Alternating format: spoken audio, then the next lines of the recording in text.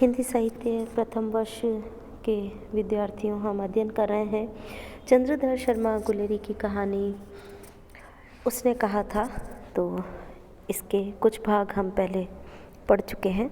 पृष्ठ संख्या 22 पर आप लोग आ जाइए, जहाँ पर लहना सिंह को ये पता चल जाता है कि जो लपटन साहब आए हैं वो लपटन साहब के रूप में लपटन साहब तो नहीं, कोई और फिरंगी उस स्थान पर आ पहुँचा है। तो पृष्ठ संख्या 22 पर आप देखिए, जहाँ पर 4 नंबर लिखा है वहाँ से मैं शुरुआत कर रही हूँ। होश में आओ कयामत आई है और लपटन साहब की वर्दी पहनकर आई है। क्या लपटन साहब या तो मारे गए हैं या कैद हो गए हैं। उनकी वर्दी पहनकर यह कोई जर्मन आया है। सूबेदार ने इसका मुंह नहीं देखा, मैंने देखा और बातें की है। सोहरा साफ उर्दू बोलता है, पर किताबी उर्दू, और मुझे पीने को सिगरेट दिया है। तो अब मारे गए, धोखा। सूबेदार हो रहा कीचड़ में चक्कर काटते फिरेंगे और यहाँ खाई पर धावा होगा, उधर उन पर खुले में धावा होगा। उठो, एक काम करो, पलटन के पैरों के निशान देखते देखते दौड़ जाओ, अभी बहुत दूर हो गए हैं। सूबेदार से कहो कि एकदम लौट आए। खंदक की बात झूठ है, चले जाओ, खंदक के पीछे से निकल जाओ, पत्ता तक न खड़के, देर मत करो। हुक्म तो यही है कि यहीं इसी तैसी हुक्म की। मेरा हुक्म जमादार लहना सिंह, जो इस वक्त यहाँ सबसे बड़ा अफसर है, उसका हुक्म है। मैं लपटन साहब की खबर लेता हूँ, पर यहाँ तो तुम 8 ही हो। 8 नहीं 10 लाख, एक एक अकाली सिख 1.25 लाख के बराबर होता है। चले जाओ। लौटकर खाई के मुहाने पर लहना सिंह दीवार से चिपक गया। उसने देखा कि लपटन साहब ने जेब से बेल के बराबर 3-3 गोले निकाले, तीनों को जगह जगह खंदक की दीवारों में घुसेड़ दिया और तीनों में एक एक तार बांध दिया। तार के आगे सूत की एक गुत्थी थी जिसे सिगड़ी के पास रखा था। बाहर की तरफ जाकर एक दिया सलाई जलाकर गुत्थी पर रखने ही वाले थे। बिजली की तरह दोनों हाथों से उल्टी बंदूक को उठाकर लहना सिंह ने सांप की कोहनी पर तान कर दे मारा। धमाके के साथ सांप के हाथ से दिया सलाई गिर पड़ी। लहना सिंह ने एक कुंदा साहब की गर्दन पर मारा और साहब आंख मीट गोट कहते हुए चित्त हो गए।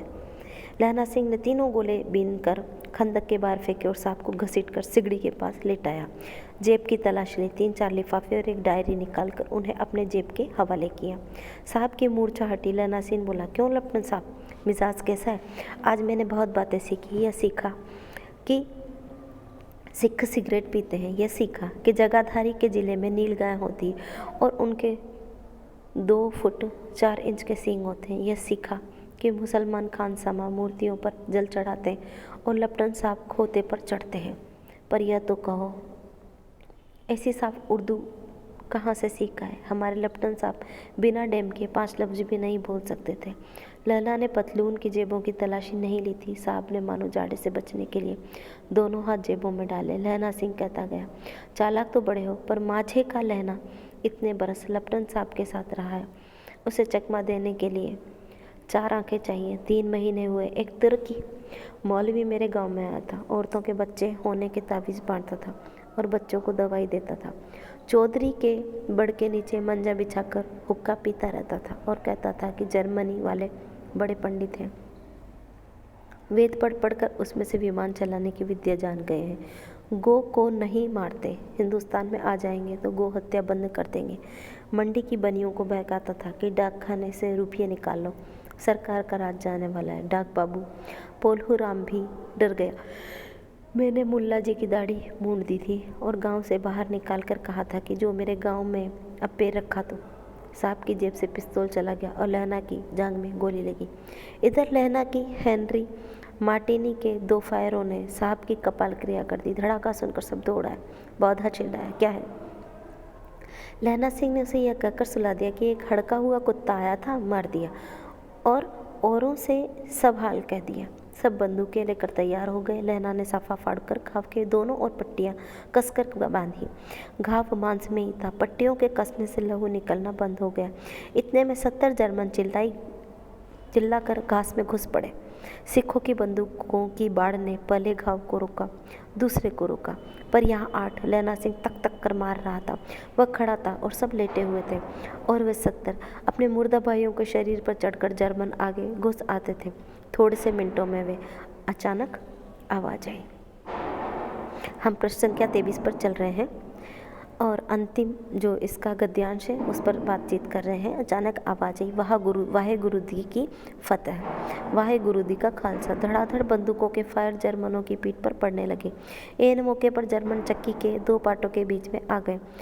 पीछे से सूबेदार हजारा सिंह के जवान आग बरसाते थे और सामने लहना सिंह के साथियों के संगीन चल रहे थे।